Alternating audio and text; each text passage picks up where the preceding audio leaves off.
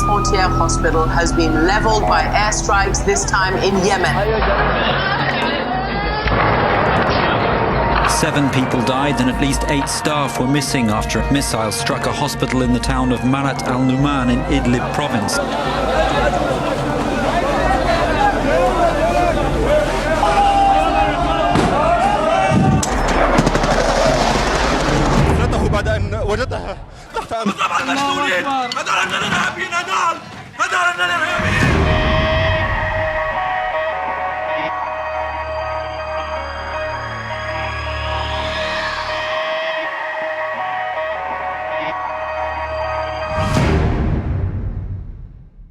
It is unacceptable that the bombing of hospital and the killing of staff and patients can be dismissed as collateral damage or brushed aside as a mistake.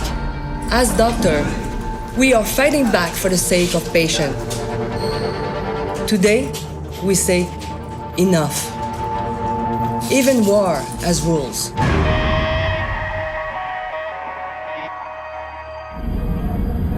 Médecins Sans Frontières, also known as MSF or Doctors Without Borders, delivers impartial medical care in conflict and war zones around the world.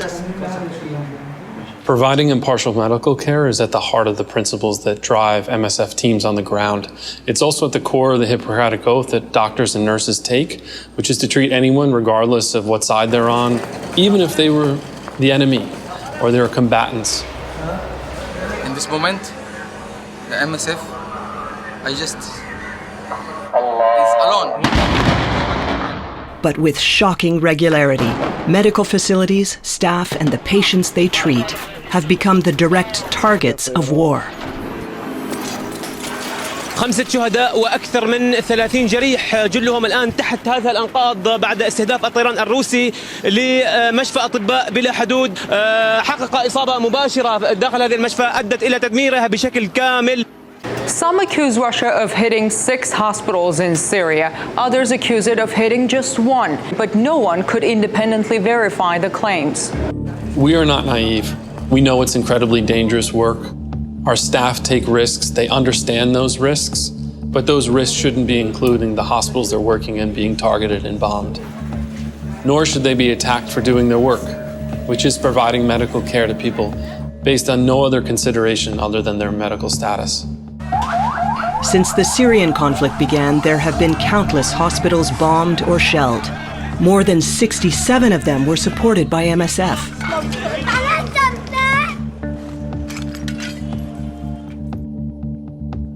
In Yemen, over the course of 3 months, 3 MSF medical structures were either partially or completely destroyed. We do take precautions to try and limit the risks for both our teams and also our patients in our medical facilities. This has included everything from giving GPS coordinates to different sides of the conflict, but we also know that hasn't worked in many of the conflicts because many of the combatants have directly targeted medical care, either criminalizing it or targeting it by bombing healthcare facilities. When we attack medical facilities and it becomes dysfunctional, you are depriving of the lifeline, the medical lifeline for the general population. The most deadly attack on an MSF hospital was in October 2015. 105 patients were being treated in the trauma center, some of them undergoing surgery. The U.S. gunship fired for about an hour, killing 42 people, including 24 patients, 14 hospital staff, and 4 caretakers. We were offering high-level trauma care to the whole civilian population in northeastern Afghanistan. It was offering care to more than 1 million people. Everybody knew our address. 8 months after the attack, the U.S. Department of Defense announced the conclusions of its own self-investigations. The investigation determined that all members of both the ground force and the AC-130 aircrew were unaware that the aircraft was firing on a medical facility throughout the engagement. The investigation ultimately concluded that this tragic incident was caused by a combination of human errors compounded by process and equipment failures.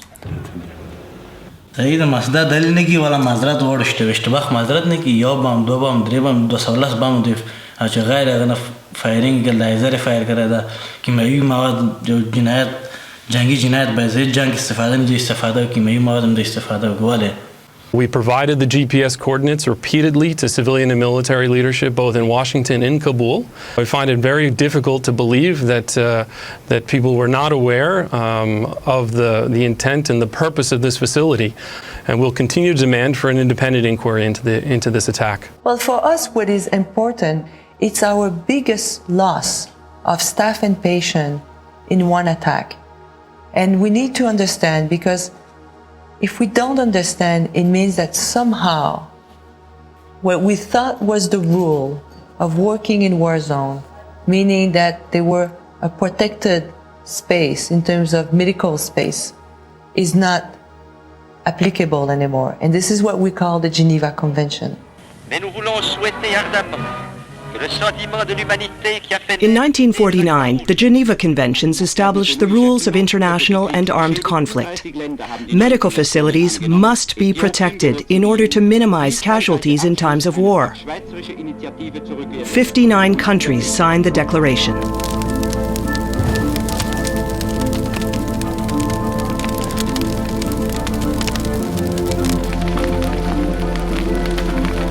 I'm sending team at the front line, taking risk for themselves, but as well, by opening a center, I am putting at risk thousands of patients. And I don't want our hospital to become bait for patients. So how are we going to deal with that? Yes, Nida. Are you ready? Yes, we are going out. We'll be the first car. Over. Today, we really see a situation where there is no accountability for these attacks on healthcare.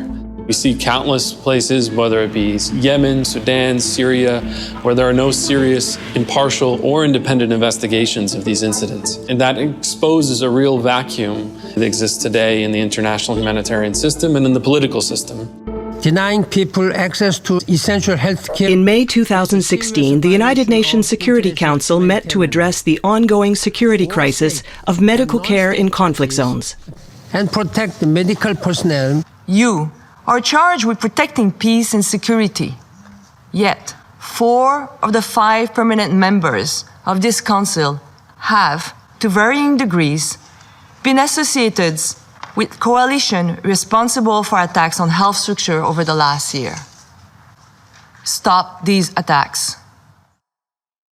It really strikes at the core of our humanity. At the end of the day, everyone should be concerned. There are conflicts raging across many different countries today.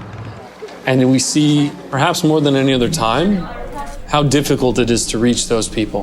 And that's why we need to push back and ensure that governments, armed groups, non-state groups take these responsibilities seriously and make sure that there is a space for humanity in armed conflict. In a unanimous vote, the Security Council supported a resolution condemning attacks and threats against the wounded and sick, medical and humanitarian personnel, as well as against hospitals and other medical facilities.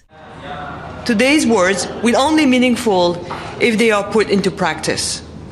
The Security Council members must live up to their extraordinary responsibility and set an example for all states. This resolution must save lives.